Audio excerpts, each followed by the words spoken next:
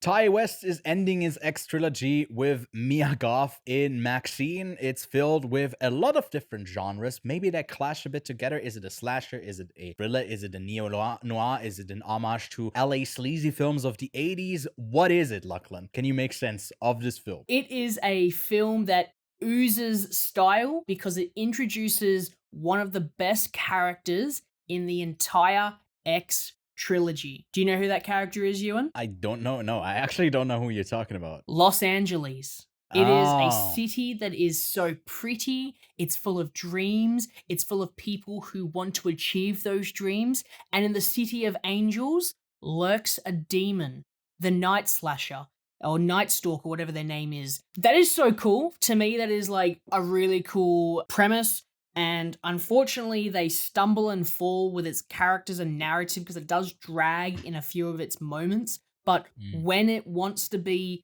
a fucking cool movie, it is a fucking cool movie. The gore is fun, the violence is fun, the over-the-top ending is fun. It is such a once upon a time bootleg, once upon a time in Hollywood bootleg, I should say. Every time I watch this, watch the scene happen, I was like, isn't that what happened in Once Upon a Time in Hollywood? But that's enough to spoil it. But I will just say that it isn't really that gripping, doesn't have anything for you to sink your teeth into.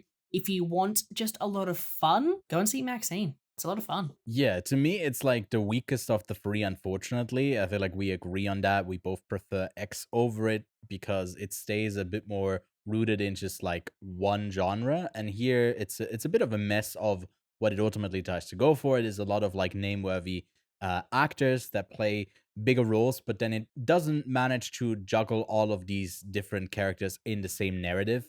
It feels sometimes when it's about like being pulled from world to world for MaXXXine, doesn't really manage to do that successfully.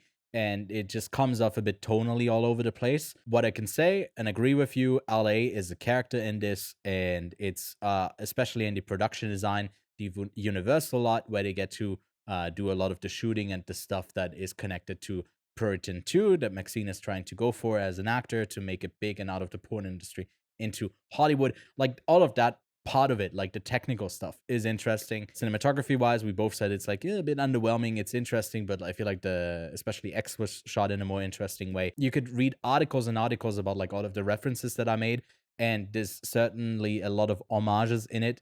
Doesn't matter if it ultimately doesn't really have its own thing to be remembered by, if it's all just a combination of the different references and inspirations that it takes. To me, it ended up being really underwhelming for a movie that I was maybe having a bit more higher expectations for. It did underwhelm me. I still was entertained though, so I give it a 6 out of 10, a 3 out of 5. We usually go by the Letterboxd rating. So sorry, a 3 out of 5 for this one. Yeah, Lachlan, what about you? For me, I gave it a 3.5 because I still had a lot of fun, and I think it isn't the best compared to X, but I still think when it comes to X, Pearl, and MaXXXine, Pearl unfortunately goes last. I put MaXXXine, and X is still number 1. If you want to hear more of our thoughts when we actually talk about like specific spoilers, some crushing details of the plot, then you got to check out this week's podcast. It's linked below as well. Let us know what you thought of it, and yeah, we'll see you soon. And don't go out alone at night unless you're able to overcome someone who's stalking you in a dark alley at night. Okay, we know the rules of horror. Crush their balls.